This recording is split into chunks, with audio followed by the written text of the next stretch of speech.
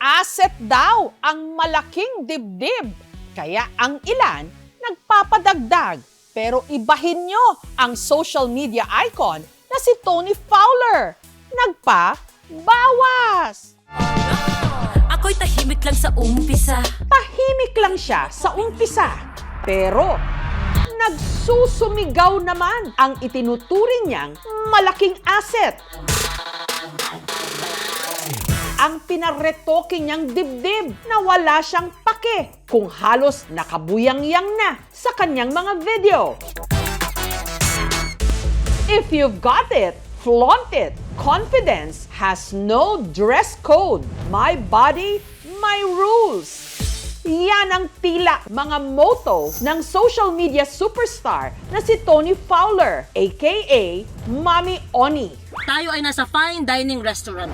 Pero kamakailan lang, ginulat ni Mami Oni ang kanyang followers nang inireveal niya sa kanyang vlog na sumailalim ulit siya sa isang bagong operasyon.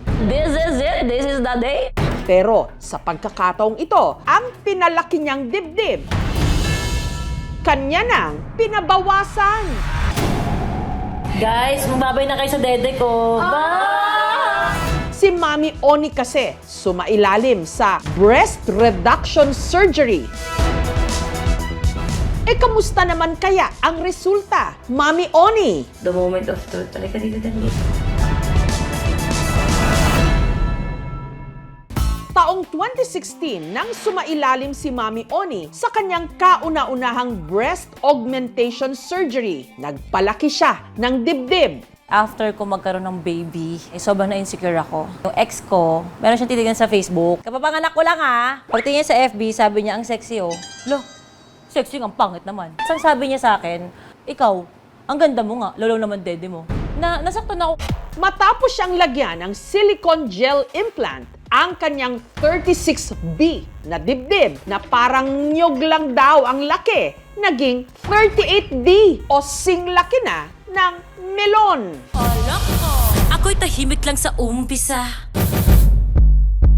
Realidad naman talaga ng buhay, kukunin ka naman talaga sa mga event-event pag maganda ka, tsaka sexy ka eh. Di ba? Mas mataas yung presyo mo pag, ay! Daddy? Daddy? Yun nga lang, tiis ganda ang Mami Oni nyo. Magsasayo ka, kailangan buhat. Kahit may bra ka na, kahit may sports bra ka na, kahit ang higpit niya na, kailangan nakaganon ka pa rin talaga. Minsan, di ba, tataba na tayo magbra. Pag nililinis ka, yung dito, nagpapawis sa ilalim. Pag ina mo yung, ang asim din kasi talaga eh.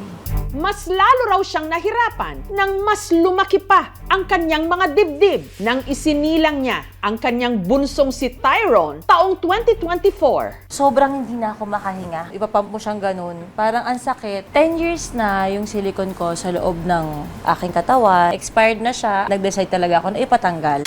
Ang magbabawas ng dibdib ni Mami Oni, si Doc Yapi. We'll remove the implant and we'll do a lift.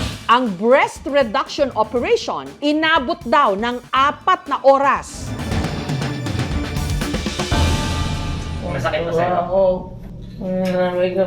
Ginigil May ako, kumot ka bebenta. na, ma'am. Nagbigay na rin kami ng pain reliever, sir. Normally, it's an inverted T or anchor lift ang tinatawag natin dyan. Ang hiwa ko natin, it will be around the areola, going down the midline ng dibdib at underneath sa fold natin. So mag-range tayo dyan siguro mga 200 all the way to mga 350,000. Ako'y tahimik lang sa umpisa. Noon ako nakita yung dibdib ko sa salamin, napaganon ako, oh. Wala na akong tete. Hindi na siya mabigat, pero ala, ito na itsura niya ngayon. Sobrang bago siya sa paningin ko. Oh my gosh talaga. Like so fur. Mas tumait pa siya kaysa sa original ko eh. Ito ay 280 grams isa. So, ganun siya kabigat. Hindi siya ganun kalaki katulad ng ibang naglalagay, pero enough na para, ay, tanggalin ko na nga muna to para magaan-gaan. And ang nagustuhan ko naman dito sa silicone, talagang sumasabay siya sa galaw mo. Mas confident ako ngayon mag-spaghetti. Kasi para pakiramdam ko pag gumanon ako, wala nang masyadong makikita. Lagi naman akong support sa jowa ko eh. Concern niya nga sa akin, baka hindi ko na raw siya magustuhan. Sabi ko, minahal naman kita kung ano yung meron sa'yo at kung may papabago ka, tatanggapin ko lang din. Sobrang na-ROI ko talaga yung dibdib na ipinalagay ko. Pero, iniisip ko pa talaga, ayoko pa sandaran tapos. Baka kasi magpalagay pa ako ulit.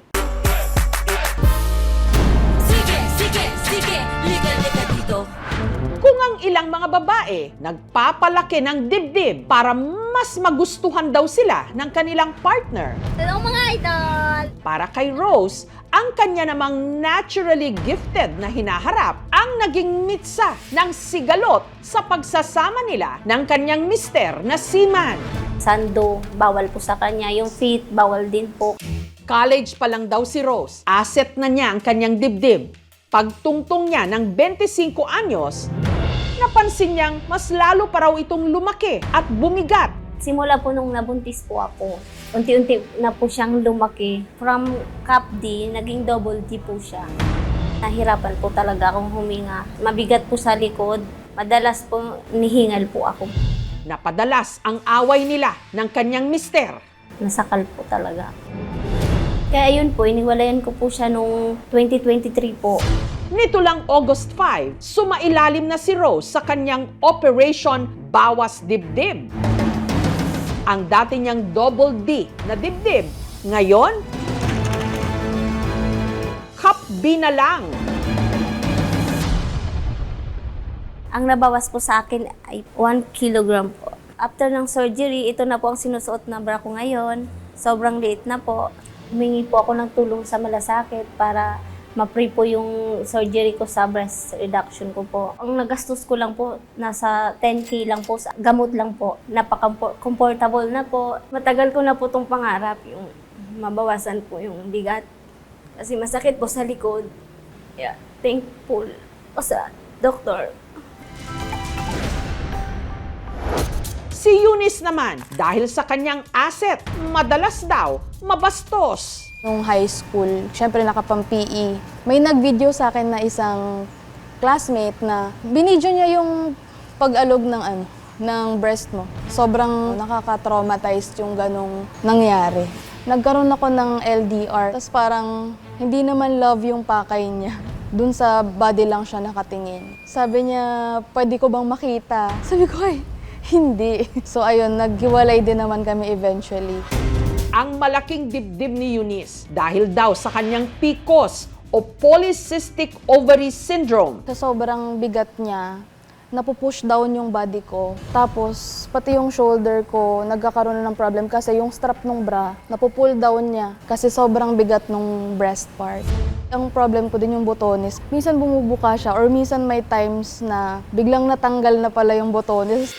Last year, naisip ko na talaga magpabawas kasi para matapos na din yung paghihirap ko sa pagpasa ng mundo. Hanggang sumailalim siya sa breast reduction surgery.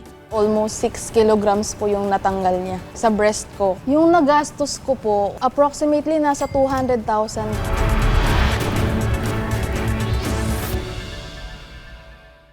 Mas naging positive ako na hindi naman pala lahat ng lalaki nakatingin lang sa breast. May tatanggap pa rin naman sa'yo kahit ganun yung naging choice mo sa buhay. For other women, maybe changing their body can help them feel more comfortable. Your body, your choice, of course. Tayong mga kababaihan, marami ng problemang dinidibdib. Huwag na sanang dagdagan ito ng pambabastos o panghuhusga dahil lamang sa ating hinaharap.